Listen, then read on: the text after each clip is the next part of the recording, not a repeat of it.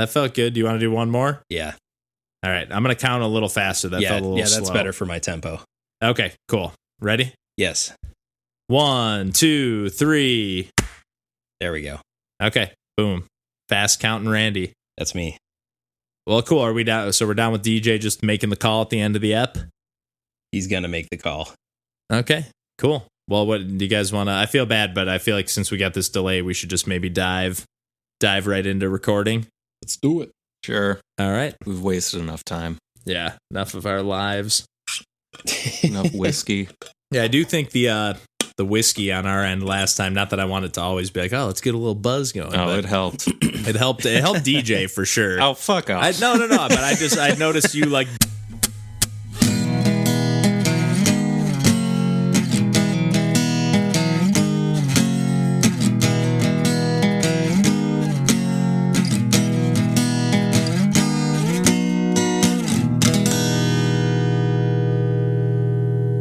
Hey everybody, welcome to Pursuing Pixels. My name's Kevin, and I'm here today with DJ Mandolini. Hey, that's me.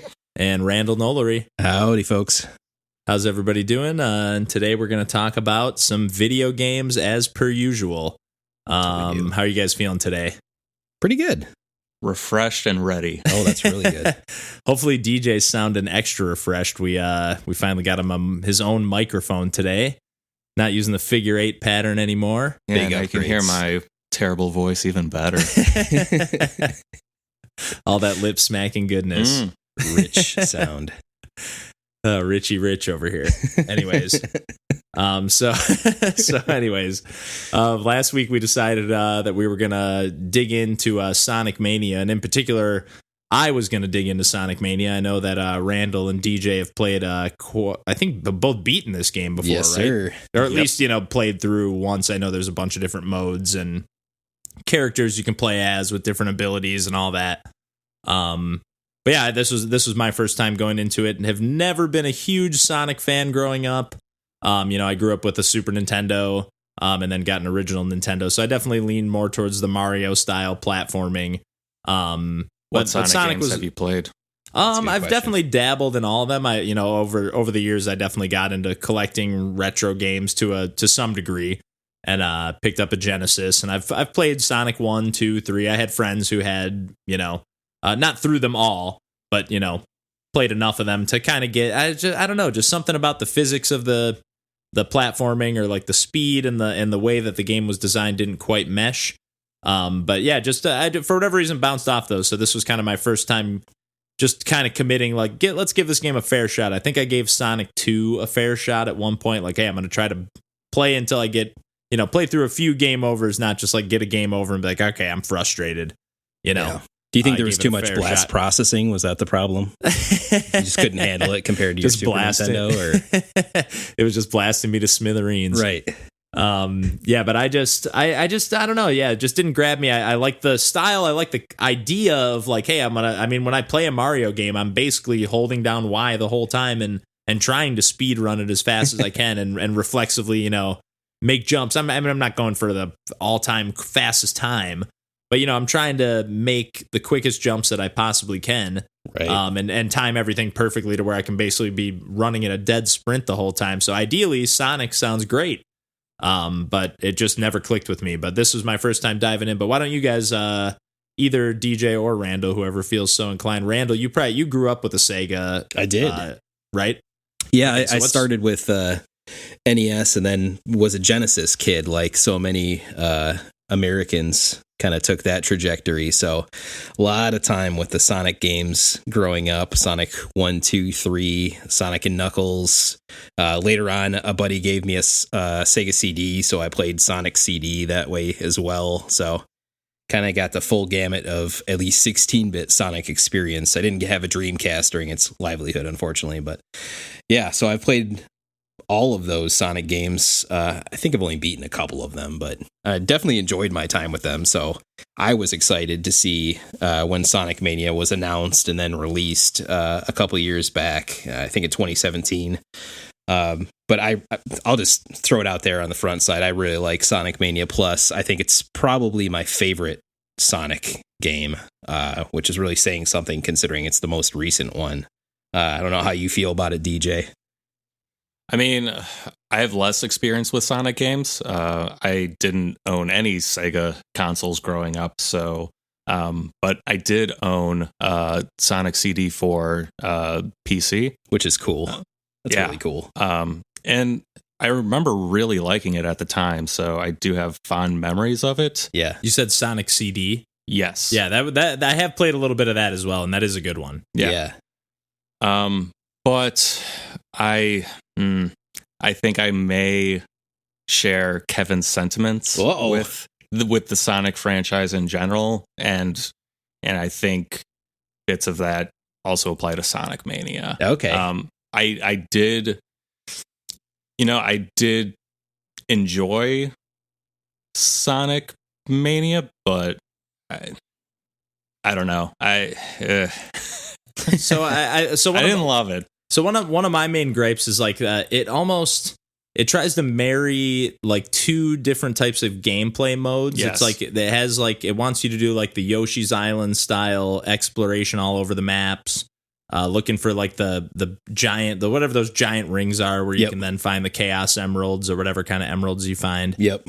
And then like mixing that with the gameplay of like you're supposed to just like sprint as fast as you can and like all, but I don't know. I guess it does add to the replayability, and it is pretty impressive how massive some of these levels are, especially how fast you're moving. I mean, there's a lot of like real estate. There's a lot of ground to cover. Definitely. But I just find it like, I don't know, it always seems to be at odds with itself, kind of like I know we've talked about a little bit before, at least Randall and I have. I don't know, I think DJ and I have talked a little bit about this too, but like for like Dead Cells, for me, like the boss battles feel like they're kind of like juxtaposed to how the mechanics of the game work. They're kind of meant for just platforming through the world. Sure. And mowing through enemies, and then when you get to a boss, it doesn't quite mesh. And like that's kind of how I feel about Sonic, where like DJ made a point earlier when we were just talking a little bit, and like Sonic would almost be like perfectly suited for like being like an auto runner, right? Almost. Maybe not. It doesn't have to exactly be that, but I mean,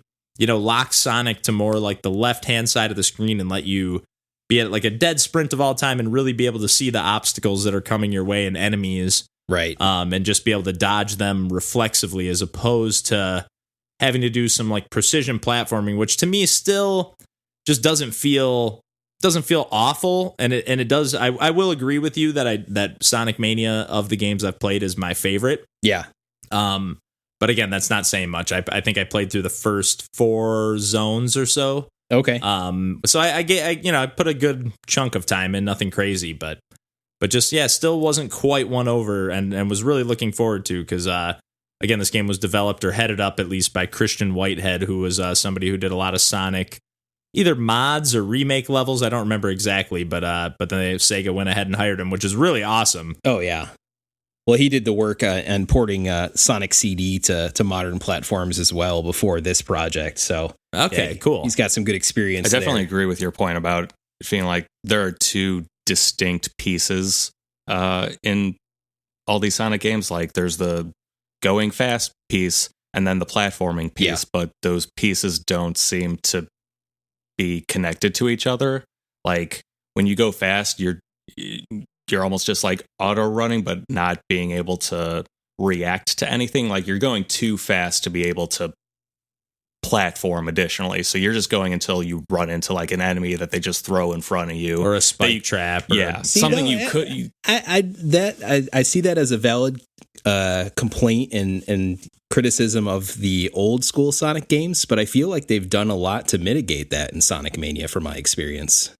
I will say that it did feel better. Like I did find myself getting in that flow state more frequently than I would in the older games, of just like, oh man, I went on like a nice little run and like threw a few loop-de-loops and dodging a few like spike traps or whatever. But I was showing DJ a clip that I saved to just like refresh my memory, where I like got caught in like this little like vert ramp thing that like it was, because it was on an incline, if I tried to duck down and do like the spin charge or whatever it's called, it wouldn't allow me to, it wouldn't do it, because I started getting the momentum of the slope, and then there was a spiked ball just rotating around that vert ramp. Oh no. And it was bad. I was just stuck. There's just a lot of frustrating moments, or even I feel like the hit detection is a little weird. Like, it seems like pretty much most of the time, if Sonic is in like a ball form, like once you jump, you're going to do damage to an enemy. But there are multiple times where I would land on an enemy seeming like even coming down on them, and it would do damage to me, and I'm losing my rings. That definitely does I don't know. Sometimes. It just, it's just a little, for such a well-known and like well-loved franchise, it's just like even the best examples of these games like still feel like you have to get over the parts of them that don't work that well. To me, where like, again, not to compare it to Mario, but I mean, Sega did it for God knows how long. Genesis, but I just, Genesis does do what Nintendo doesn't, and they just, they can't get the platforming to feel right. I don't know, the physics just don't. Well, yeah, like once you're halted by whatever obstacle that made you stop going fast, like the platforming just feels really slow. Yeah, the momentum. You really have to pick up a sense of momentum. And I do like the which they don't really, to the best of my knowledge, they don't really explain this at all. I just remember having heard, Jesus, I can't talk. But I remember having heard about like a drop dash that you could do. Yep. And I don't remember them saying anything about it in the game or in the controls or anywhere, but I just kind of learned that you can like, if you jump and hold down the button in the air, you can then, when you land, you just kind of do an auto dash. Right. Interesting. Which does feel nice. But DJ just said he didn't even realize that. So, I wish that that was a little more on the, out in the open. I didn't catch that in the beginning, and I did not just breeze through the tutorial or opening sequence or whatever. But have you played as any of the other characters, Randall, or anybody? I did not. I only played as like the main mode. Like I said, I played through maybe the first 4 zones. So like each zone has 2 levels. Right. And yeah, I like the little. I like a lot about this game. Like I like how it ties everything together. Like when the first act of a zone ends, like you just continue on from right where you were at. Or when you move on to the next zone from there, there's always like not necessarily a cutscene, but just something that clearly is like sending you to that next area. I don't know. There's just nice little touches. It's a really well put together package. The opening like kind of anime, the like opening cutscene or whatever you want to call it, the opening intro sequence. That's kind of reminiscent of like the old cartoon. Right. Just super cool. It's a really, like, I mean, if especially if I had the nostalgia like you have, Randall, for Sonic, I mean, I would be gushing over something like this for Mario, as opposed to New Super Mario Brothers. It just like, takes all the personality out of those games. This game just kind of, it's dripping with personality, but it just still doesn't feel that good to play to me. Sure. But anyway, floaty. Yeah. but I kind of continued on that thought. But have either of you played as any of the other characters? Because I know there's like, now that with Sonic Mania Plus, there's I think 5 or 6 different characters. There are 5. But DJ, if you want to go first, because I'll probably have a big rant after this. So. Oh yeah, please rant. Fight back. I mean, I booted it up yesterday and did a quick refresher, but as Knuckles, and he plays a little differently. Like he can climb up walls and has kind of like a floaty mechanic, like a glide. Glide. Yeah. Which it didn't work as I expected. Like there were some bosses where you're constantly like, running. And I would try to use the glide, thinking that it would keep me with the same x-axis altitude, the same velocity. I know, but it was like it slowed me down. With the guy shooting the rockets. Yep. I totally expected to keep my velocity with the glide, and it did not. I was just like, oh, this is very unintuitive. But no, like Knuckles does play a little different. He has that crawl mechanic. But Randall, are the levels laid out the same no matter what character you use? I couldn't really tell. Yes, but I actually played a different mode for this time around since I beat the game originally. I played a separate mode where the levels are actually remixed in the Encore mode. Ooh. Cool. I played like the first level and a half of that just to test it. I was just like curious what it was because it looked like it unlocks a few new characters and whatnot. So yeah, do you mind getting into that a little, Randall? And then and also I know DJ wanted to talk a little bit about the boss battles. So if you touch on that, and then we can all discuss maybe the boss battles at the end. Totally, yeah. I want to talk boss battles too. Cool. But yeah, Encore mode was one of the DLC, one of the Sonic Mania Plus main attractions. It takes those 2 additional characters that they added, Ray the Flying Squirrel, who has a kind of he feels very, very similar to the Super Mario World cape, actually, when you get him going. Yes. It takes some getting used to, but so does the cape from Mario World. Yeah, no doubt about that. And then what's his name? Mighty the Armadillo, who is basically like Sonic but plus armor, and he's got kind of a ground pound move that he can smash through. You'll see places and levels, at least in Encore mode, where it looks like, oh, that looks kind of like it looks like rubble or something. Like it's clearly a place where you can ground pound through and get coins or a box or whatever you're looking at there. So give some additional ways of playing the game. But in Encore mode, you don't have lives per se. You just have these characters. And as a character dies from lack of coins or getting smushed or whatever else, you just move on to your next character, where being at full health basically means that you have all 5 characters available. Granted, you can only see 2 at a time on the screen, but there'll be little symbols at the bottom left of your overall HUD saying that you've got all of those characters available. And as you're kind of going through, you'll see those kind of TV boxes. And instead of just being coins or power-ups, there'll be ones where you can, it's kind of like a recycling type of symbol where you can hit that and then it'll switch over to a character that's not active right now. So like, you'll see, in this level, it'd be a lot better to play as Tails because it's super vertical. And then you hit that box, and then hopefully, because it's random chance, hopefully you get Tails then to unlock. But there was a lot of times playing the Encore mode where I was down to like 1 character, and the only way you could get more characters is to get into the bonus mode where you get the 50 rings and you're at that continue pull or whatever, and the stars kind of show up above it. And that circular pattern, you jump in that, and it opens up this exclusive pinball game, which isn't in the normal Sonic Mania.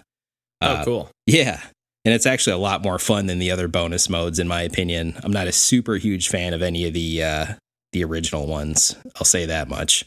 Yeah, I didn't mess around with that, but I'm guessing that's not the reason most people are coming to this game. It's just like a nice little tacked on addition.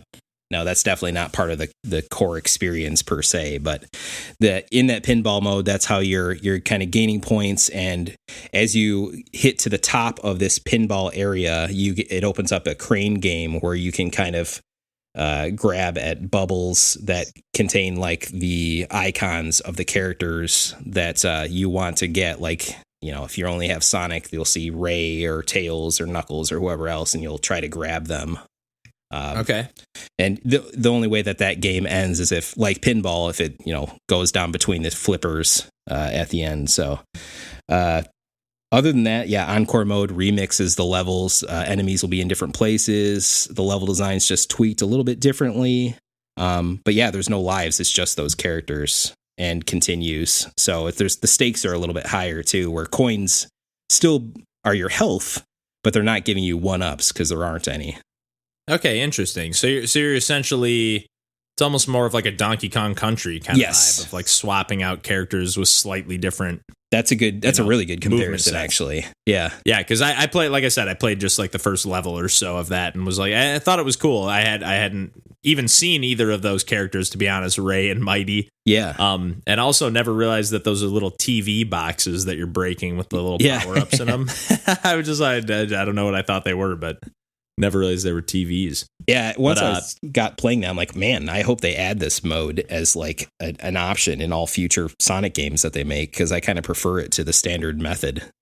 Yeah, it like forces you to mix it up a little. Yeah. I did like that, and I did finally feel like I sort of got what a Sonic game was about, because I don't necessarily love how, like, again, like the I don't like how the rings are your health, like where you're just like, you know, when you get to a boss, it's like you get there with a shit ton of rings, and then you take a hit, and then it's just like, I'll collect 1 or 2 rings. Yeah, and 2. Yep. Not that that's like a done deal. It still can be difficult, but I don't know. It doesn't feel satisfying to just like scrape one by. But I do feel like the game is obviously built then to do like speed runs and memorize these levels and whatnot, and just kind of blaze through them and end with your maximum ring count and fastest time, and, you know, however you want to go about playing it. But I just find, at least when you're just doing an initial playthrough, and if you're not some kind of genius at the game, for me, it just ended up being like, you know, some of the boss battles were cool. There's some really clever boss battles in this game, I think. But, you know, something where in one battle you're basically playing Puyo Puyo against Dr. Robotnik. I love it. Not particularly challenging. It was easy. I didn't even have to, you know, I didn't lose once. But some of the bosses are tough, you know, you're just kind of, you know, there's one like kind of giant mech that's chasing you down, shooting missiles and such at you. Yep. That you have to dodge as you keep running. There was another pretty cool boss. It took me a little while to get the hang of it. It might have even been that same boss, but you're like, you had to use the ground, like you're auto running the whole time. Yep. And you had to use like the ramps of the incline of the ground to like jump over these missiles that were coming at you. Yep. And it took me a while to figger that out. I was getting really pissed off, actually. I was about to turn off the game, but as soon as I figured out that ramp, I was like, oh, okay, I can get some hang time, because I was like, I can't jump over these missiles. I was ready to snap my Joy-Cons in half.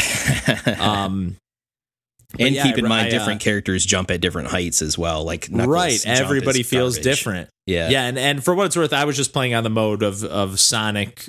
Like, I guess Tails just kind of follows you around. You can't really play as anybody else. Gotcha.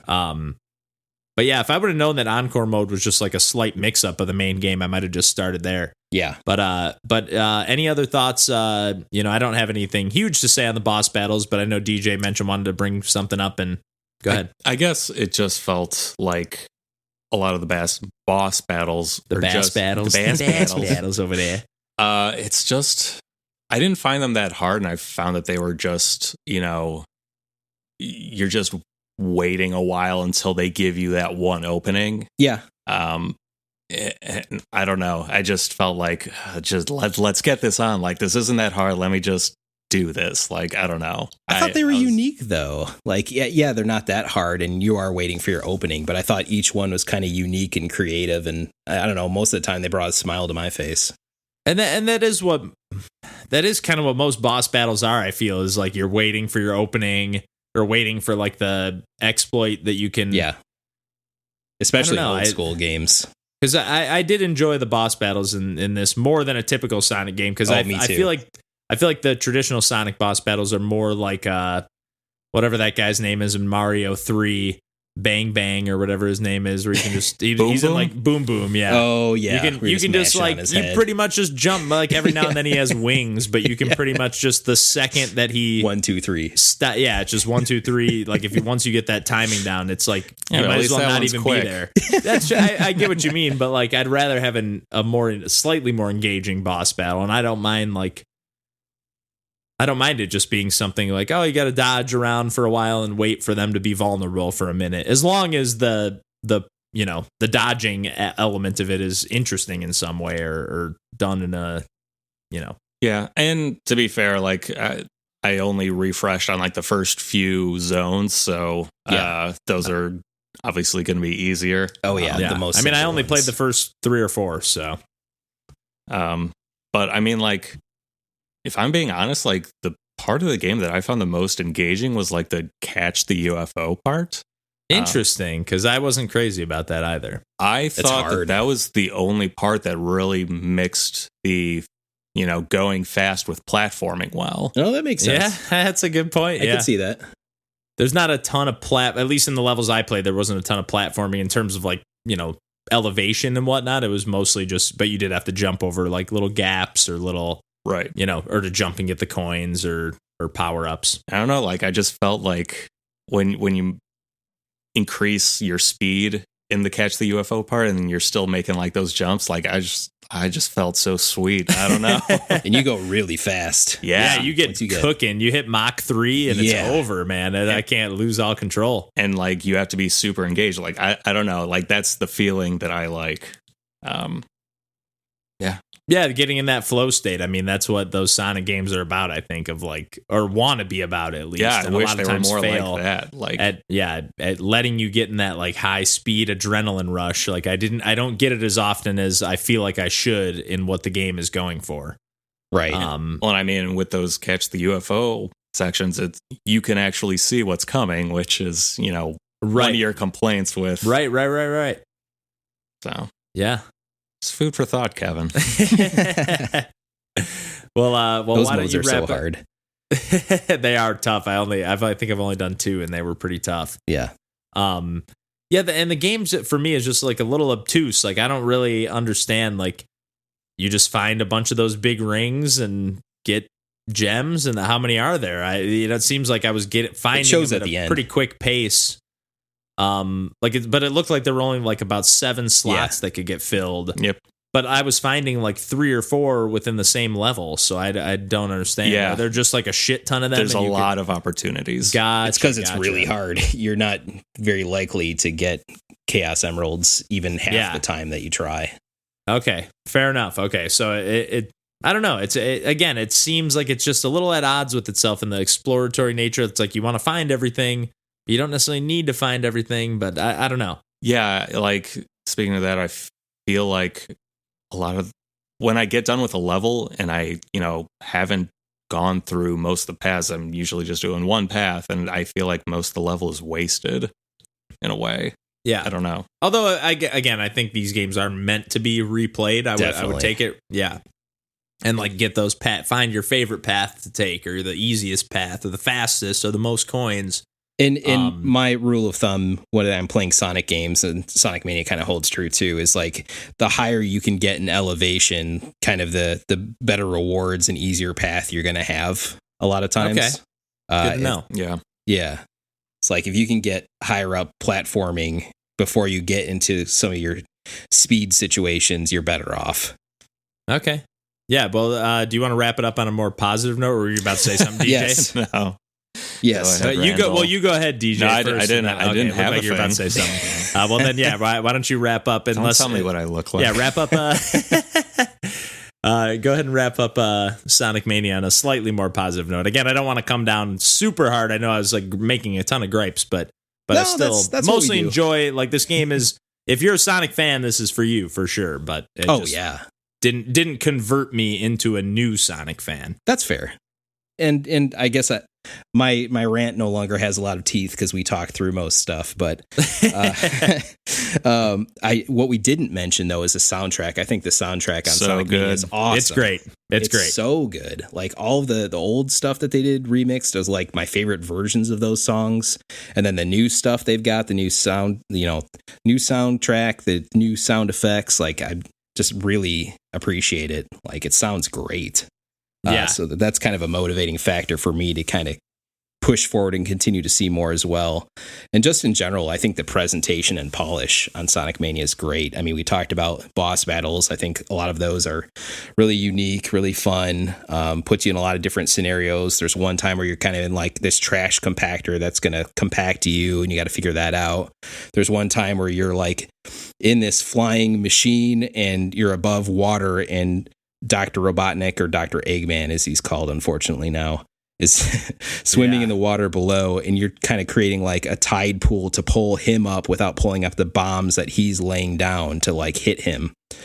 There's just a lot of different unique scenarios. We talked about the Puyo Puyo thing, so I just liked how much they changed it up. They were creative. They had fun with this game, and it just feels fun to me. Like I'm still playing this through, which I don't tend to replay games. So for me to almost complete this encore mode, besides having played the original a couple years ago, is a pretty big thing for me. So I really enjoy it. I would recommend it, but I know you guys have a different opinion on that one. Yeah, and again, I'm not coming down super hard on it. It just again didn't convert me into somebody who's gonna. I'll be intrigued to see, especially if this Christian Whitehead fella is if he's able to do something outside of the Sonic realm, I'd definitely be interested. Because again, the polish, like you said, and just the attention to detail and again, like I said, a Sonic game has never quite grabbed me, but this is the closest it's ever come, and it's or closest it's ever came. Yeah. And I do feel like that's because of how, he really understands what's fun about a Sonic game. Oh yeah, he gets it for sure. He's way better than the Sega devs at understanding what Sonic is and what should be. Yeah, like this realistically should just be Sonic the Hedgehog 4. Yeah. In all reality. So absolutely. So yeah, well, unless anybody else has anything to add, I think we can wrap up our Sonic Mania discussion there. Put a pin in it. All right. Well, why doesn't I don't know what a good transition. Why? You know what? Actually, DJ, why don't you talk a little bit about Trials? Why don't you talk some more? But no, I feel like Trials, in a way, which version of Trials are you playing? Trials Fusion. I feel like those Trials games are kind of going for a little bit of what Sonic goes for with that, like speed and precision and yeah. I had a similar thoughts. Okay. Well, that's why we do a podcast. Right. Preparation. So yeah, Trials Fusion. It was a PS Plus free game maybe about a year or so ago. Sounds about right. It's a game developed by Red Lynx, which is they're a subsidiary of Ubisoft. But it's a motorcycle racing / platformer game. You're only operating in 2D space in that game, but you've got 3D art. Right. So you're just trying to, get from the left side of the screen to the right side. But its whole gimmick is around, like having physics with regards to like shifting your weight around as you go. So it's really you're trying to go fast without wiping out. And so you have to find how to achieve that perfect balance to, maintain your posture and, keep the speed up. Because the way you're graded is based on how many times you have wiped out along with how fast you have completed a track. Right. So I found that, with Trials, like, you can, because the art is 3D, you can kind of see what's coming and, get ready to react to it while you're going fast. So, if you're able to, maintain your speed, like it feels rewarding. It's not like, I feel in a Sonic game where it's just like I'm hitting a speed boost. I just keep moving. I'm not really, I don't have much agency in that. It's just, I'm just going you don't fast. have to stick the landing or something fair. Like that. Yeah, but like, not that I want that in a Sonic game, but right. But with like Trials, you have to be like, pretty precise with how you're shifting your weight and everything. And I don't know, like once you nail the obstacles, I felt great. It's addictive. I played one of the Trials games on the 360 was also like a free games with gold or whatever they used to do back in the day. But I definitely played, or maybe it was just a demo or something. But I definitely played a little bit and definitely was enjoying that. Like, just getting in that again. That I hate using that to keep using the same terms all the time, but like that flow state or that just like you're just in the zone. I don't know, and that's one of the best feelings of playing games for me is just getting in the zone, whatever zone that is. But just like getting it down perfect to where like, this becomes second nature. This like going off a jump and landing on the back end of it becomes second nature. But now there's this new tweak to the mechanic or the physics that like now I have to master this and just like progressively mastering the techniques. But does this game still have like I know some of the older Trials games had like the jackass voice actors like doing voice just being fucking jackasses over the top, and that's something that definitely detracted me from the series over the years, and kind of have avoided it since then. But does this have any of that attitude to it at all, or has it gotten away from that? They're from what I've what I can recall, there are 2 voice actors who are, acting as though they're AI people. And so, no, it's not like a Jackass kind of feel. It's not Bam Margera going, unfortunately. Fuck. It's no longer the early 2000s. Yeah. And they're used very sparingly as well. So like they're almost a non-factor, I'd say. And it was like, it even had like, even in the music though, like, you know what I mean? Like the game just oozed that like, oh, you're going to get these crazy accidents. And like it was like emphasizing that quality of the game. Like, do you feel like that's an element in the game at all? Or is it just kind of like, hey, Master, is it taking it a little more seriously? I mean, I didn't notice anything like what you're describing music-wise. Okay. I mean, I guess if I'm recalling correctly, I would liken it to sort of Rocket League-esque music setup. Okay. I was definitely getting more of like a Tony Hawk, but like shittier Tony Hawk vibe. I don't know. Like in the one that I played. I have no idea, but I think it was Trials HD, titles. Right? I think it might have been. Well. Yeah. I think it was just a demo, but I just was a little put off by. No, I think it's a different kind of tone in this one. Yeah, it was like almost like a Twisted Metal or Tony Hawk, like just that kind of just like. I didn't get that vibe when I was playing. Really bro-y vibe, not for me. No, sir. Okay, cool. That's good to know. So, this is Trials Fusion. Trials Rising. That's the newest one. Are you serious? Yeah, that came out this year. Dang. These game titles are just ridiculous. Yeah. But, okay. Anyway, sorry to get a little sidetracked there. No problem. I mean, and, speaking to, how great it feels to nail some of these maneuvers, I don't know if they had this in the previous versions, but there are tracks that are based around doing tricks and trying to get the most points off your tricks. And so really, like, when you go off like a ramp where you're getting a lot of air time and you're doing really complex things, and then to land that perfectly and maintain your speed, like, that is maybe the most adrenaline fueled I've felt. Nice. I don't know. I love that feeling. Now, would you compare it to something like Ollie Ollie? Does it have some similarities to that, or like Joe Danger? I don't know if you've ever played that on the PS3. Yes. Ollie Ollie's like essentially like a 2D Tony Hawk, to just quickly simplify it. But go ahead. Yeah, and it auto scrolls. Yeah. I mean, like an auto runner Tony Hawk 2D. Yeah. Okay. Yeah, I mean, like the gameplay between those is different, but like it is a similar feel you get. And there's a similar feeling of difficulty.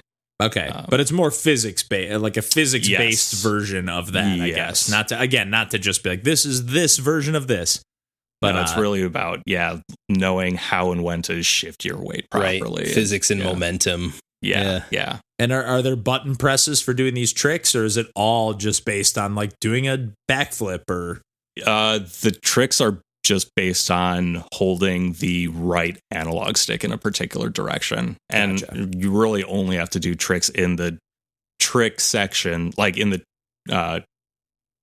trick tracks. And there's like less than 10 of them, I'd say. So it's not a main part of the game. And I think there were the base game, like there's lots of DLC. I just have the base game, but it's like 50 levels. Oh, wow. Okay. And they're like decently long. Like, are there checkpoints along the way? They're filled with checkpoints because it is hard. So it's not like a bit trip runner kind of thing where it's like you take a hit, you go all the way back to the beginning. And, no. Okay. But a lot of times in order to unlock all the tracks, like you maybe unlock 6 to 8 tracks at a time, and they're based on how many medals you get. You get a bronze medal for just completing a track. Okay. And then silver and gold, it's based on, were you able to beat this level with both few crashes and a good time. Right. And with those, it's almost like you might as well go back to the beginning if you mess up during them and you're aiming for those medals. However, like it's if you're ever going back to a checkpoint or at the beginning of a level, it's super instant. So it's like That almost helps a lot. Meat Boy-esque. It's super easy to just, on these challenging games like that, it's nice to just like it's almost like taunting you to like try it again. I that's dare everything. You. And that's it keeps you motivated to keep playing, especially like when I don't know if this game does this, but like the music doesn't stop, it just keeps going. Right. Like it's not like it has to re-cue the track. It just keeps rolling, and it's just like, okay, well, one more try. Yep, that's the case. And that's a great it's so feeling, hard. Yeah. Like if it's. Have you completed the game? You beat it, you said, or no? I beat the game. Nice. There are some tracks that beating the game unlocks at the end that are like particularly hard. I tried one of those, and appears that if you crash 500 times or take more than 30 minutes, you just fail the level. So, in one level over 500 times? Yes, I crashed 500 times. That's crazy. Extreme difficulty. Okay. Well, that's awesome, though. So maybe in the future I'll feel compelled to go back, but like I at least feel like they gave me the credit scene. I can say that I beat it. Maybe not as well as I could have, but I did it. Yeah. Yep. Yeah, and it's one of those, if you feel compelled or want to get the DLC or check out more games in the franchise, like there's enough other stuff out there in that same vein that like, okay, I don't need to milk this for every last level that there is. So. Right. Well, and there's also multiplayer, which, I haven't tried. I only did the single player, but I feel like that also gives you a lot more mileage. And not only are you able to, play with your friends like all those levels, but it has a level creator in the game. So there's just a bunch of custom games people can just toss up online. You can just download other people's levels and stuff. That's cool. I don't know if you're able to download them or you just but you can play them. You can play them. Cool. That's cool though. So it's like, not only do you have those 50-ish levels available, but whatever other people have made, and just there's a lot of content. I will say I never get a lot of a mileage. I never get a lot of mileage out of level creators myself. Right. Like using them myself. But that's what Warcraft 3 was all about, baby. Ooh, we could talk about Warcraft 3. Yo, my favorite game. Oh, okay. Jesus Christ. But I never get. You said they're remaking it? Yeah, I think so. Sir. Oh, nice. Next year. But I never get a lot of mileage out of that myself. But I do like when it's like, hey, I found this person makes really cool levels. Like, let me just check out what else they've made. Like, I do enjoy when a game like that can add to the experience. Definitely. Just with there's always going to be somebody out there that's crafting some cool stuff. So just there's a lot of people can be definitely more creative than the original developers. And not say that these levels that they gave weren't great. They are great and they're really hard. I highly recommend this. It's like I said, it was a PS Plus game for free like a year ago, but I believe normal price for this game is $20. Last time I checked the PlayStation Store, it's on sale for $6. So, geez, nice. Sheesh. And it's available also. I think it's on Steam and Xbox. Yeah. It might even be on the Switch. There's definitely some version of Trials is on the Switch. I think Rising is the new one. Yeah, and this is Fusion, right? Yes. Okay, this Trials Fusion. Either 1 or 2 before. I think this is the one just before Rising. Yeah, they've made a lot of these games. Yeah, if I'm not mistaken. There's like 13. I thought you were gonna say there's like 20 or 30. There's like 20 or 30. No, but I think there is like a good 7, 8, 9 of these games in the franchise now, because it was like an pretty early Xbox 360 arcade game, if I'm not mistaken. But does that pretty much wrap that up on your end, DJ? Or I think so. Anything you want to add to that? I had a great experience overall. Did a good mix of platforming and speed, unlike another game we talked about. Hey, I'll get back into it if you guys want. Let's go, Randall. Sit down. Sit down. But I think I'm good. All right. Well, cool. Randall, I'm drawing a little bit of a blank here, but what have you been getting into this week aside from Sonic Mania? Yeah. So besides defending Sonic Mania, I played some Crystal Crisis. That's right. Which I'm really interested to hear about. What's that? Sorry, I just said I'm really interested to hear about this one. Yeah, so this is the kind of spiritual successor to Super Puzzle Fighter 2 Turbo, which HD remix Turbo, which Capcom developed many moons ago. It came out on like Sega Saturn, and it's still amazing. They re-released it on Xbox Live Arcade back in the 360 days. Yeah, I had it on the PS3 as well. Love it. I love that game so much. It's so good. It's still really good. But in the meantime, Capcom has not filled that void to give us another sequel to it, and there really isn't anything quite like it in the puzzle space. It's Tina, my wife, Tina and I's kind of like go-to competitive puzzler still. Like it's so good. But Crystal Crisis, being the spiritual successor, takes a lot from that game, but spins it. Instead of being Street Fighter characters, you have a lot of indie characters. The roster's made up of folks like Isaac from Binding of Isaac, a couple of Cave Story characters. You've got like the princess from Coda Princess, which is another Nicalis published game. Nicalis developed this game as well. Yeah, I think it's all Nicalis characters, if I'm not mistaken. Yeah, mostly they published Binding of Isaac. Yep. They did Cave Story. They did most of those. Yep, and there's also Astro Boy, which is kind of random that he's there. Weird. Yeah, yeah. Like I'll take it. That's fine. The Astro Boy game on GBA was phenomenal. I was actually Treasure earlier. Treasure, right? Oh yeah, it's a Treasure developed thing, so you know it's good. Yeah. But I keep talking about better games. Better games than Crystal Crisis? Yeah. Okay. Crystal Crisis, it's not bad. I'm glad that I own it for what it is. It's fun to have a new puzzler, a competitive puzzler on Switch to go along with the likes of Puyo Puyo Tetris and Tetris 99 and those games. But there are some big issues. Loading times is unfortunately the first thing I'm going to talk about. When you go to select a match, you're going to wait 30 seconds, like no exaggeration, to get into a game, which is kind of crazy to me. This is playing online or just in general? No, this is like Tina and I selecting our characters, selecting a level, and then you're waiting 30 seconds before it to start up for round one. Yeah, and that 30 seconds doesn't sound like that much time, but that's a little ridiculous for a puzzle game, especially when you're like, this should be like instantaneous. Like I got a minute and a half to kill. Right. Maybe I can squeeze in a game of Tetris real quick. You know what I mean? That's more than like Dark Souls loading time. Oh yeah.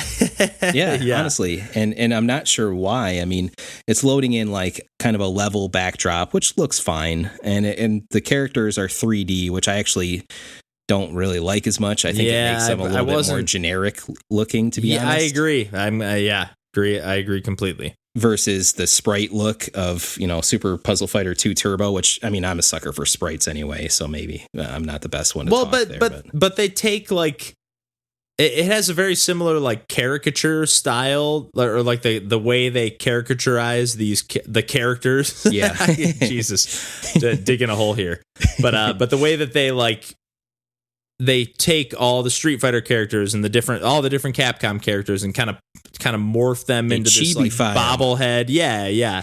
This version where like they try to do the same thing in Crystal Crisis, but yeah, that 3D aspect just makes it look really like pop figure. Yeah, generic, exactly. Yeah, it looks like and that's Funko such Pops. they just look a little uninspired. Where it's unfortunate because most of these characters are coming from really inspired games. Totally, and that should be a big draw of this. It's like, oh man, like I love all these indie games. Honestly, like I own most of these Nicalis releases, so I knew what I was getting into there. I'm like, oh cool, I can play as these different Cave Story characters. That's fun, but like they look super generic. Like there's no personality there anymore. What do you think would be a good way to incorporate all those different styles in one game? Have someone make hand-drawn sprites. Well, didn't they do that with that Blade Strangers game? Because that's a very similar, if I'm not mistaken, it's like Nicalis published fighting game, and like you can play as Shovel Knight and you can play as whatever the Cave Story character name is. Again, I forget what you said. Yep. It looks like Ash Ketchum. Yep. But yeah, I just that game again. I didn't love in particular the way Shovel Knight looks. He's like this buffed out giant, he's huge. Like it didn't work for me per se, but it at least again it had a little more personality. Yes. Like it took every character from all these different franchises and kind of gave it a little bit of continuity, even if I didn't agree with the choices. It was a continuity that made sense or looked aesthetically cohesive. Yes, you are correct. And not that I guess not that Crystal Crisis doesn't, but it doesn't have that personality. Like they made a clear choice with Blade Strangers, and it seems like they made we can't agree on anything choice on Crystal Crisis, so let's just go with this because it doesn't offend anybody. Right, in a generic Funko Pop, just like Unity engine. Like just the personality's not there. Yeah, that's unfortunate because the game, like you said, I'm always down for a competitive puzzler. So yeah, and especially one that like Puzzle Fighter gives that tactile. Oh yeah, it's not just like you drop some bricks on your partner. It's like you fucking punched him in the face. Hadouken. So. Yeah, but go ahead. I keep talking over you here. No, that's fine. No, I'll talk about Super Puzzle Fighter all day. More nitpicks to kind of continue on that path. The small playing field. So like the way they designed when you're actually playing the game, the amount of space they give you to actual play in a 2-player mode anyway is really small. Like there's a lot of unused real estate in the middle of the screen in a widescreen orientation for some reason. I don't know why they did that. It's a stylistic choice for you to see like the background and the characters a little bit better. But honestly, even the characters don't take up that much room. There's just this huge gap in the middle where, you have this very small play space. And then besides being small, it's kind of tilted in an isometric view. I know what you're saying. It's like, it's not head on. It's got that slight, like not 45-degree angle tilt, but it's a good 15, 20 degrees. To when you're playing like a grid-based game, essentially. Yeah. It's a little off, throws you off a little. Right. And maybe in screenshots that looks appealing. It doesn't look bad, but when you're playing it, I just don't understand that choice. I think they went style over substance, to be honest. And to be fair, it is something that I looked in the options. You can turn that off and make it back into a grid, which is nice. And the grid does make it the play field a little bit bigger, but still not quite as big as I would prefer, and I wish the grid was the default for what that's worth too. Just really odd decisions that they made along the way in this one. Does this game allow you to play 4 players, or is it only 2? Or good question. I have not made it that far. It does say. So I got it pulled up here, and it is 1 to 4, and it is online as well. So I'll give it credit for that. Okay, because one of the things I was going to say is I have noticed there's a lot of these same kind of brick breaking, or again maybe we can talk about the mechanics of it in a sec. Yeah, but I feel like a lot of these games that do accommodate for 4 players will essentially keep that same grid that you would use. Like there's another game on the eShop that caught my eye called Treasure Stack or something to that effect. Okay, that looks kind of like Wario's Woods a little bit. Okay. But it caught my eye. But again, one of the things that I was like, I don't like how much unused real estate there is. But it looks like it's like the same layout, whether you're playing 1 player, 2 player, 3 player, or 4. Yeah. It's just that I'm sure it's just easier to develop it that way. Sure. Hey, this is just the same way the grid is all the time. Yeah. But it would be nice to just exactly. Yeah. Just it can't be that hard to just increase the ratio or decrease however that works, or even if it is, do it because it'll improve the gameplay experience for the way most folks are going to play it. And you don't know, not everybody has. I have a decent sized TV here, but not a massive one, right? And some people are playing on even smaller ones than that. So like, make it as accommodating as possible. Use as much of the screen real estate as you can. So yes. So I will get in a little bit of the mechanics because I didn't really get much into that. Does it play similar to Puzzle Fighter? Same kind of combo? It does. It's pretty actually very similar. Block dropping, There's like four different colors: green, yellow, blue, red. Where you're dropping these 2 block pieces down, and what you really want to do is kind of match same colors on each other to some degree, so it creates bigger blocks and creates situations where you can create combo chains once you get one of the diamond pieces of the same color. So once you get a diamond piece, the crystals. Yep, those crystals. Well, yeah, that's a good point, isn't it? When you get the crystals of the namesake of the game, one of the blue crystals on a blue block will cause that to explode. And if there's any blocks above it, they're going to fall down. And it's very easy to create kind of a chain reaction, which causes a big buildup of attack that you're going to send over to the other player, where it creates these garbage blocks on them where there's essentially a counter on those blocks that now are on your opponent, that they have to wait, say, like 5 turns of blocks coming down before they're released and able to be, gotten rid of on their side. Like they aren't a color until they are after that set amount of turns. Yeah. Like they're just kind of like a black the color. Yeah. Yeah, gotcha. Yeah. So very similar to Puzzle Fighter. Yes. Okay. Have you played that at all, DJ? Have you ever played Puzzle Fighter? I've not. God, this is the only puzzle game I've played. Oh, if my PS3 still worked. I have so many games on my PS3, but it just overheats instantly. But I have the HD remix of Puzzle Fighter 2, Super Puzzle Fighter 2 Turbo HD remix. Let's play. But it's really fun. I'll have to get it on a different platform, or maybe we'll get Crystal Crisis here. Oh. But yeah, they're really fun. I really enjoyed Puzzle Fighter. So I'm a little bit disappointed to hear that this one's not living up to the heritage. Yeah, and it does do some unique things too. I'll give it more credit there. There's kind of like a super gauge, which they call a burst gauge, where like if you're kind of creating chains and you can like release your whole burst at the same time on another player. So that's kind of interesting. There's also a way where when the blocks are dropping down, you can kind of rotate as if it were Tetris, but you can also do this move where it splits the blocks. Say you've got a blue block and a green block next to each other horizontally. You can rotate that around, but you can also split them where they're on each side of the screen going down, equally. Oh, cool. Yeah, which is kind of wild. That's cool. Yeah. You can do some interesting strategies. I haven't quite mastered that yet, but it definitely gives a different, unique viewpoint as far as how you can use your colors and blocks. Yeah, that's pretty cool. That's definitely. I always like when there's some kind of twist. Like if you're making another puzzle game, give me a reason why you're making it. You know. Yep. And there's a lot of modes in this. They've got a story mode, there's an arcade mode, tag team mode, there's different stuff. And like I said, the online play. So there's stuff here. There's enough here that I'm happy that I own it. I just, the flaws jumped out pretty quickly. So I hope maybe they can patch out the loading times at the very least. We'll see. That would definitely be nice, especially for, I don't, especially, have you played any of the single player at all? I know you mostly touched on some of the multiplayer stuff. Yeah, just multiplayer. So that's the other thing I should throw in is I've only put maybe 45 minutes to an hour in. This is pretty early on initial impressions.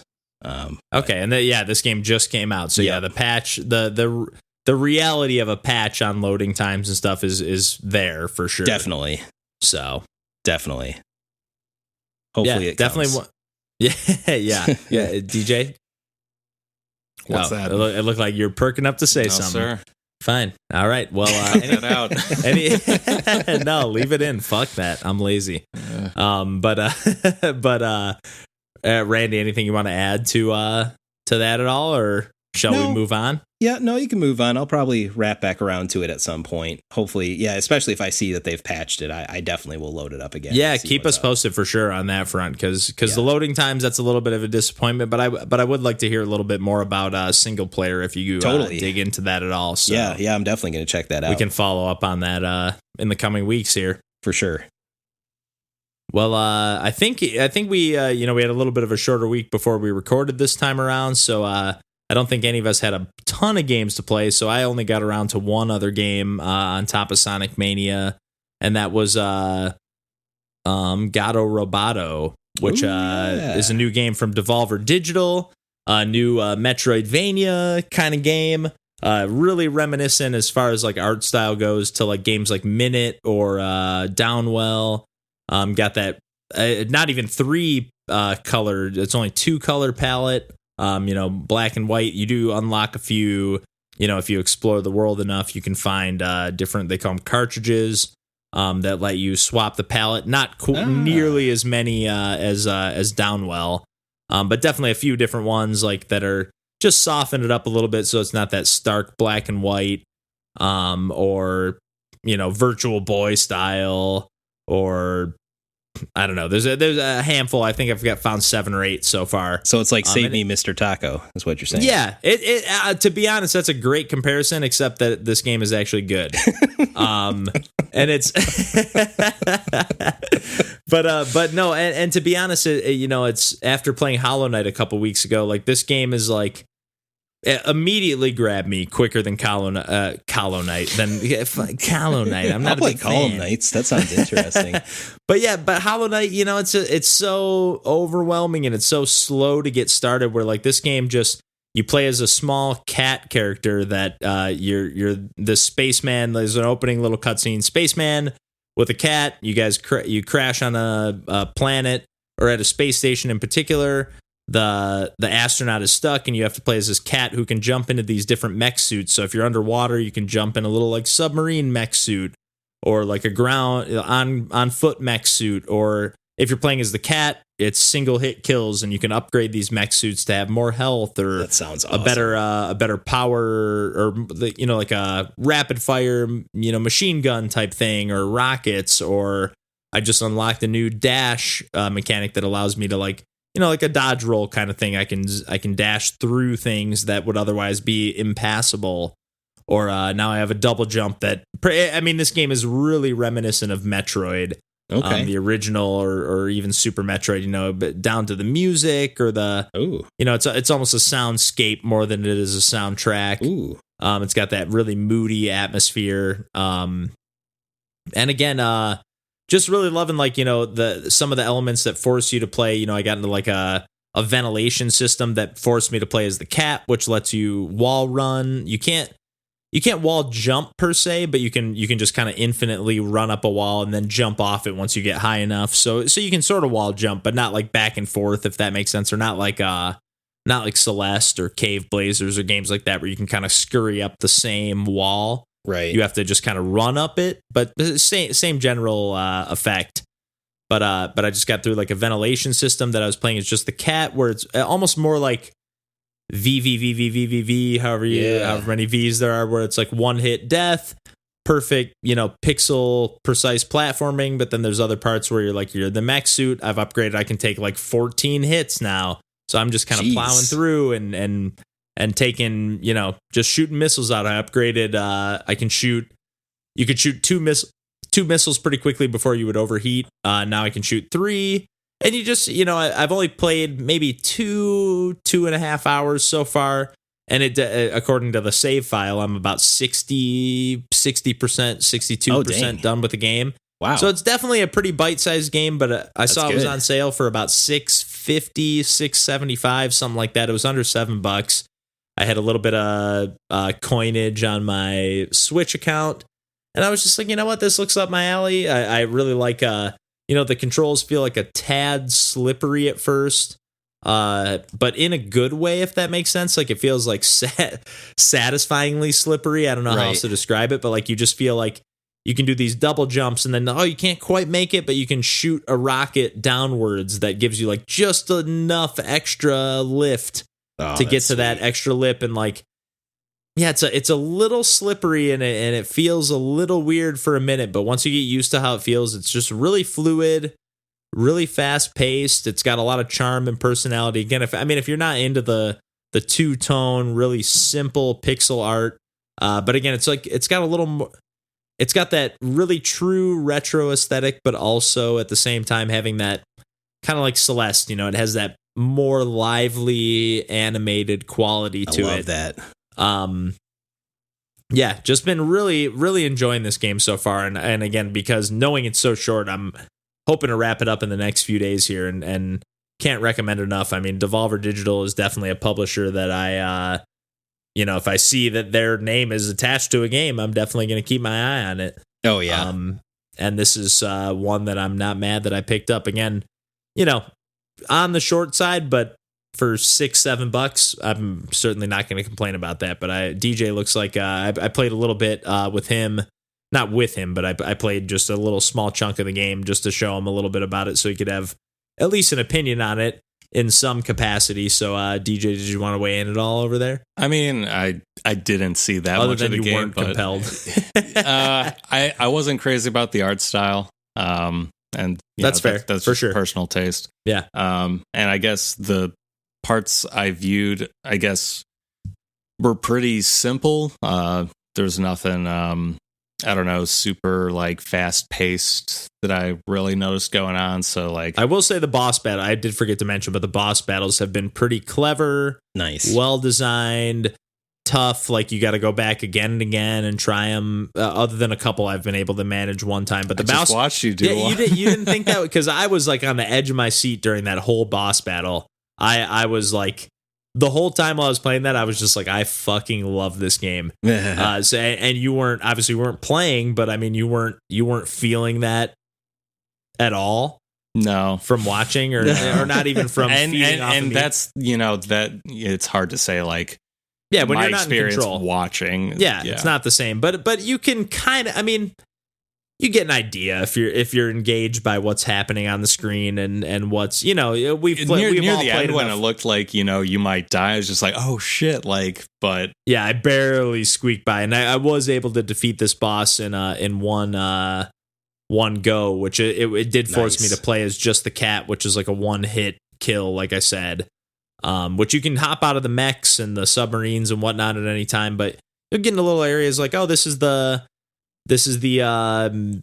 I can't think of the name, what they called it, but like this is where all the heaters are, and like you can't get out of the mech in this area because the cat, it'll just be too hot for the cat, and it's just it's super charming. It's a little cutesy, but in a good way to me. And I don't disagree with DJ. I wouldn't mind a little more color than just the straight stark black and white or whatever two-tone palette you pick.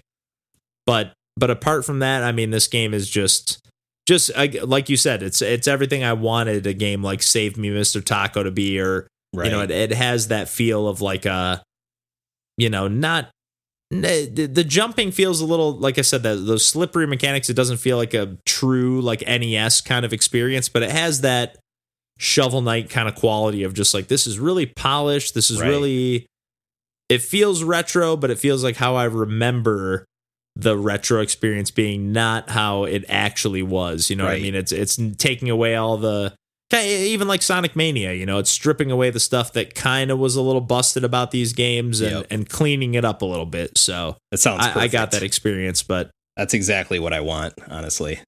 Yeah.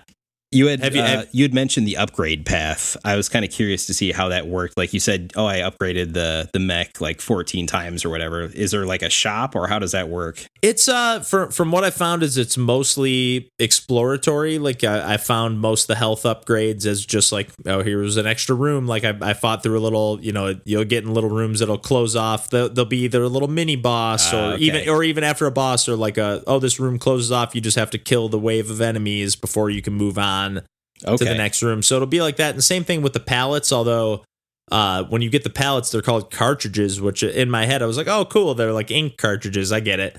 But then but that was also what allowed me to upgrade my gun to being like I got to keep pressing the button to fire, or I think you can hold it down, but it just wasn't quite as rapid. Right. But like I'm now able to just hold it down, and I basically have a machine gun. Nice. Not with unlimited range or anything. You do have a limited range with that weapon, but yeah, just the overall mechanics and the boss battles and the charm and the dialogue, and there just every element of this game that there is, to me, hits the mark that I'm looking for when I'm playing one of these games. So a game like Hollow Knight, even though I have overall been enjoying it, I don't see myself going back to it. I'm a little bit.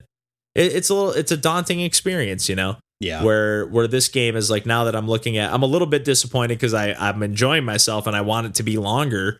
selfishly, but if it lasts me 3 or 4 hours and I have fun the whole time and I paid $6 or $7, I'm not going to complain about that. Yeah. Yep. And Absolutely. who knows if there's some kind of new game plus or some kind of hard mode or just speed run, I'm sure there's something to kind of keep you enticed. But yeah, just overall a really, really cute, lovable, fun, and somewhat challenging without being, grinding my teeth. Nice game. I highly, highly recommend. And again, brand new game. And I think the standard price, even not on sale, it was like 15 or 20% off on release, but it's only $8. So nice. Not a bad price for, again, probably 3, 4, 5 hour game max, but really fun. That's great. Yeah. But has anyone else been playing anything else this week, or that's it for me? I'm tapped out. We had a pretty short week. Yeah, I mean, I purchased a couple games, and one of those might be what I think we should play next week. Okay, well, we did talk a little bit about leaving this into DJ's hands, yes. And we're gonna put both Randall and myself on the line here. He does not own. Well, why don't you set this up here, DJ? What 2 games are on the docket here? Yeah, so Switch had a sale this past week. It's probably still going till the 6th of June. There you go. And so I was able to snag Ape Out and Katana Zero for pretty good prices. Yeah, both from Devolver Digital. There's a bunch of sales going on, but that particular sale goes on till the 6th. Nice. And so we were, Kevin's got Ape Out, Randall has Katana Zero, and they're both interested in the game that they don't own. But they're leaving the decision to me. That's and right. They're both pretty new games, within the last 2-3 months maximum. I think Katana Zero is like last month or so. Yeah, and we thought we'd try to be topical for once. Instead of just blazing through our back catalogs. Yeah, for real. So you want me to do the reveal? Yeah, why don't you reveal and explain why you're feeling more compelled to dive into this game? First of all, I don't have to explain myself. I demand. That's right, DJ. You tell you them. Think you podcast listeners deserve an explanation? Oh boy, it's attacking the audience. I think I'm leaning towards Ape Out. Pony up, Randy. Boo. Time to spend some money. No, I'm actually excited about this. I get the impression that Katana Zero could possibly be a more difficult game. So I guess I'd lean on the side of something that we'd probably be able to more easily, conquer. Maybe speak for yourself, because I believe both these games are supposed to be really tough. Yeah, come on, man. I could be wrong. Yeah, I honestly don't know. I know there's a lot of very precision. uninformed opinion. Right yeah, Ape Out's kind of like a top down. It has similar DNA to games like Hotline Miami, right? Or I don't know, I guess any other twin stick shooter kind of thing. Whereas Katana Zero is more along the lines of Super Meat Boy, just to really generalize, I guess. Yeah, I don't have a good. I mean, it's that twitchy platforming and like precise. You get one hit and you're back to the beginning. Let's try it again. So it's got that kind of vibe to it. But okay, I'm excited. I already own Ape Out, and I'm gonna buy Katana Zero anyways, so we can talk about that one potentially even next week or the following week, I should say. Maybe we'll beat Ape Out really quickly, and we can. Well, speak for again. For that. I don't beat games, DJ. Okay, so don't sign me up for that. But I do think Ape Out has like some small, not roguelike mechanics, but I do think that the levels are procedurally generated. Oh, that's cool. So you can't memorize like, oh, this is the path to take. It's like you really are playing like strictly reflexively, whereas Hotline Miami is something that definitely, oh, I know to go this route. It's just you can just memorize the path. Well, then this is more up our alley. Yeah, definitely. Certainly up mine. Pursuing procedurals. Oh, ooh, that's good. Even better, yeah. Little alliteration for you guys. I like that. But yeah, I think I feel pretty good to just wrap it up there this week, guys. I know we all had a pretty long week week/short week to actually between recordings. So yeah, we didn't did have a lot well of time to game here. So yeah, we got some games in. Still got some gaming in, and looking forward to digging into Ape Out here next week. So this is from. Do you remember who developed this by any chance? Oh God, I know Bennett Foddy's involved, which is always interesting to me. So we'll save that for next one. We'll give the full details. Cool. Sounds good. Well, and hey, happy 5th episode, you guys. Little 5th episode anniversary. That's right. That's very nice. Well, anyways, and on a wholesome note. Yeah. All right. Well, that pretty much wraps it up for us this week. Thanks for listening to Pursuing Pixels, everyone, and hope you have a great rest of the week. Take care and have a good night. Bye. Bye. See ya. Take care.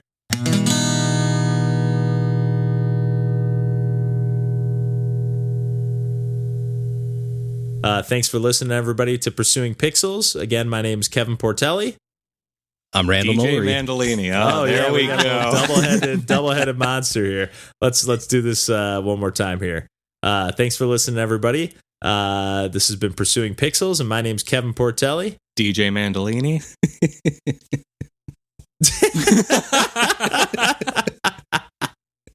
How do we wanted to jump in? How do we want to do these sign-offs? How do we want to do these sign-offs? We gotta pick a way and do it the same way every time. So where there's no. Hey guys, thanks for listening to Pursuing Pixels this evening. My name's Kevin. My name's Randall Mullery. Oh, I'm not doing. Hey, thanks for listening to Pursuing Pixels, guys. My name is your main man, Kev. I mean, I'm good for us picking an order. I'd also wouldn't care if you were just like, "Hey, I'm Kevin." Should I just not even say my name and say like, "Hey, thanks everybody for listening to Super." Jesus Christ.